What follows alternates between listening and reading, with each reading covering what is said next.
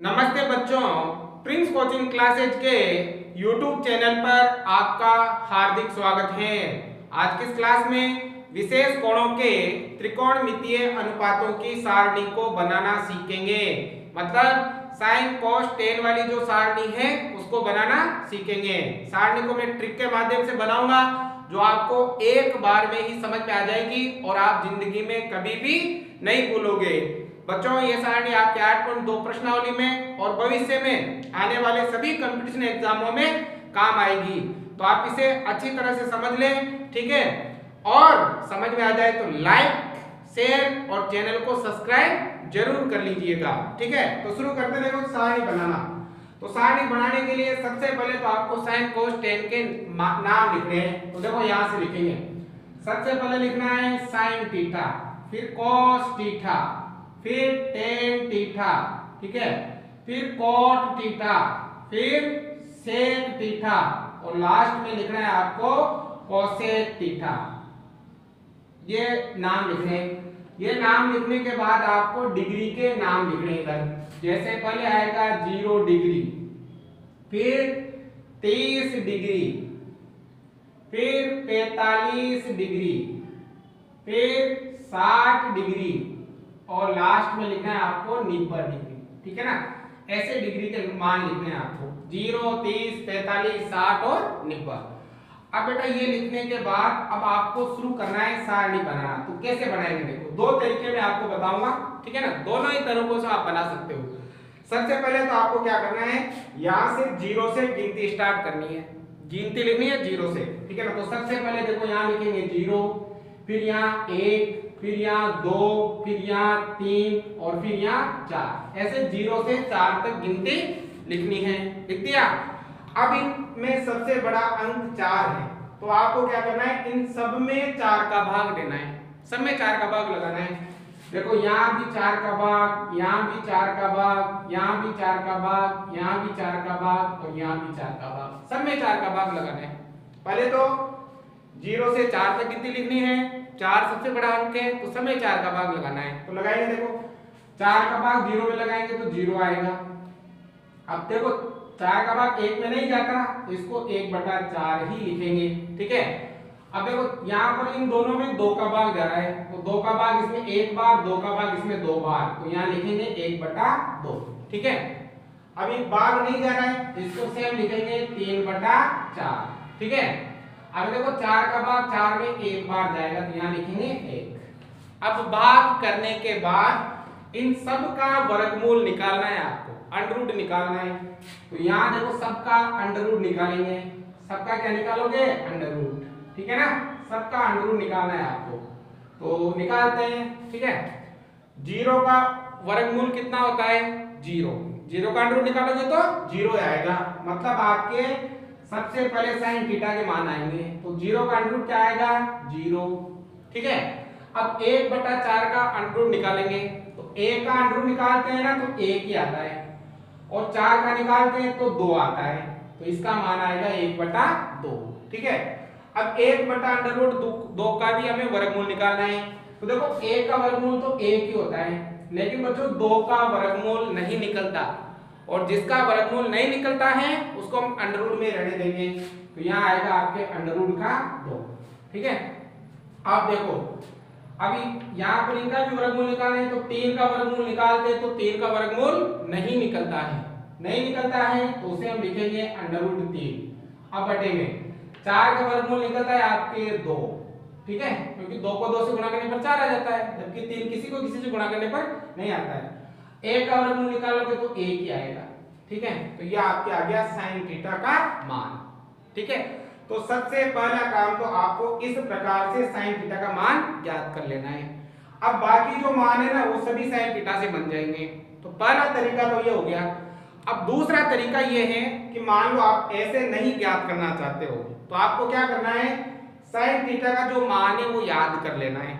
अगर आपने sine theta का मान याद कर लिया तो आपकी पूरी की पूरी सारणी इससे बन जाएगी। तो देखो, साइन 0 का मान होता है आपके 0 डिग्री, 30 का मान होता है 1/2, 45 का मान होता है 1/√2, 60 का मान होता है √3/2 और 90 का मान होता है 1। आसानी से याद कर सकते हो। 0, 1/2, 1/√2, √3/2 और 1। ये लाइन अगर आपने याद कर ली तो आपकी पूरी सारणी बन गई समझो। ठीक है, अगर याद नहीं होती है तो मैंने तरीका बता दिया कि आपको ये कैसे निकालनी है। अब क्या करना है आपको, कोस का मान। तो देखो एक ट्रिक आपको ध्यान रखनी है कि जिसका भी नाम सी से शुरू हो रहा है, जिसका भी नाम किससे शुरू हो रहा है, सी से, उसका मान आपको पीछे से लिखना है। कहां से लिखना है, पीछे से, मतलब यहां से।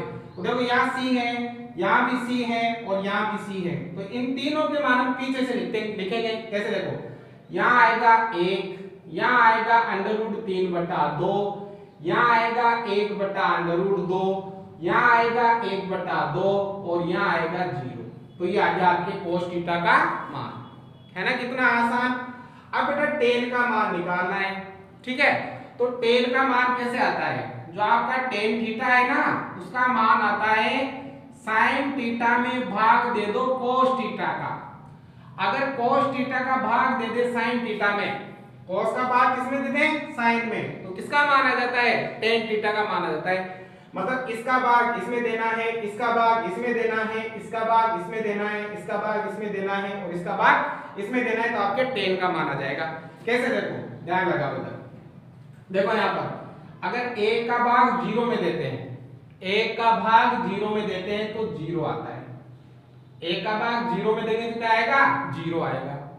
अब 1/2 में देंगे भाग √3/2 का, मतलब इसका भाग इसमें देना है, तो देखो इसके बटे में भी 2 और इसके बटे में भी 2, तो 2 से 2 कट गया, इसके बटे में भी 2, इसके बटे में भी 2, 2 से 2 कट गया, ऊपर क्या बचा 1, नीचे क्या बचा √3, तो इसका मान आ गया 1/√3। अब देखो इसका भाग इसमें देना है, तो 1/√2 में 1/√2 का भाग देंगे तो कितनी बार जाएगा, एक बार। सेम है ना, अरे भाई दोनों सेम है तो इसका भाग इसमें एक बार ही जाएगा। या इसके बटे में भी √2, इसके बटे में भी √2, √2 से √2 कट गया, 1/1, एक का भाग एक में देंगे तो एक ही आएगा। ठीक है, अब देखो इसका भाग इसमें देना है, इसके बटे में भी 2 और इसके बटे में भी 2, 2 से 2 कट गया, ऊपर क्या बचा √3, नीचे क्या बचा 1। अब बटे में 1 लिखने की आवश्यकता नहीं है, क्योंकि 1 का भाग √3 में देंगे ना तो आपके क्या आएगा, √3 ही आएगा, तो इसका मान आ गया आपके √3 आ गया। अब 0 का भाग 1 में देना है, तो बच्चों 0 का भाग आप किसी भी संख्या में दो, आपके अनंत आता है। क्या आता है, अनंत, तो इसका मान आएगा आपके अनंत। अनंत को हम ऐसे लिखेंगे, ठीक है ना, तो ये अनंत हो जाएगा, हो गया। तो इस 10 नंबर का मान होता है आपके अनंत। तो आ गया 10 का मान, cos का भाग साइन में देंगे तो 10 का मान आ जाएगा, आ गया।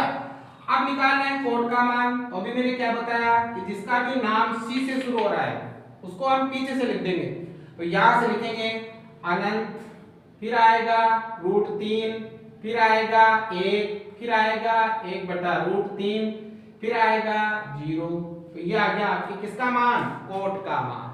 ठीक है, अब ज्ञात करना है सेक का मान। तो देखो सेक का मान कैसे ज्ञात करेंगे, देखो ध्यान लगाना बच्चों, ये जो सेक थीटा है ना, ये आपके cos थीटा का उल्टा होता है। मतलब अगर हमें सेक थीटा का मान ज्ञात करना है तो 1/cos थीटा कर देते हैं। मतलब अगर cos थीटा को उल्टा कर देंगे, cos थीटा का क्या कर देंगे, उल्टा, तो आपके सेक का मान आ जाएगा। तो cos थीटा का उल्टा करो, 1 का उल्टा आपके 1 ही होगा, 1 का उल्टा क्या होगा 1, 1 का उल्टा करेंगे तो 1 ही होगा। cos का उल्टा करना है, अब इसका उल्टा करेंगे 2 तो जाएगा ऊपर, √3 आ जाएगा नीचे, तो ये हो जाएगा 2/√3। अब देखो इसका भी उल्टा करेंगे, ठीक है ना, तो √2 तो जाएगा ऊपर और 1 आ जाएगा नीचे, नीचे 1 लिखने की आवश्यकता नहीं है। ठीक है, इसका भी उल्टा करेंगे, 2 तो जाएगा ऊपर और 1 आ जाएगा नीचे, नीचे 1 लिखने की आवश्यकता नहीं है। अब 0 का उल्टा करते हैं ना तो ये अनंत आता है, 0 का उल्टा क्या आता है, अनंत आता है, क्योंकि किसी भी संख्या का उल्टा करते हैं तो उसको 1 के बटे में लिख देते हैं, तो 1/0 हो जाएगा, तो उसका हमेशा उत्तर क्या आएगा, अनंत आएगा। ठीक है, अब किसका मान याद करना है, कोसेक का, तो इसका नाम भी सी से शुरू हो रहा है, तो मैंने बताया था जिसका भी नाम सी से शुरू हो उसको कहां से लिख दो, पीछे से। तो पहले आएगा अनंत, फिर आएगा 2, फिर आएगा √2, फिर आएगा 2/√3 और फिर आएगा आपके 1। तो ये हो गई आपकी सारणी कंप्लीट। उम्मीद है आपको 100% समझ में आई होगी। आई हो तो लाइक जरूर कीजिएगा। 2 तरीके बता दिए मैंने। पहला तरीका तो ये वाला, और दूसरा तरीका आप साइन का मान याद रख लो, पूरी की पूरी सारणी आपके बन जाएगी। ठीक है ना?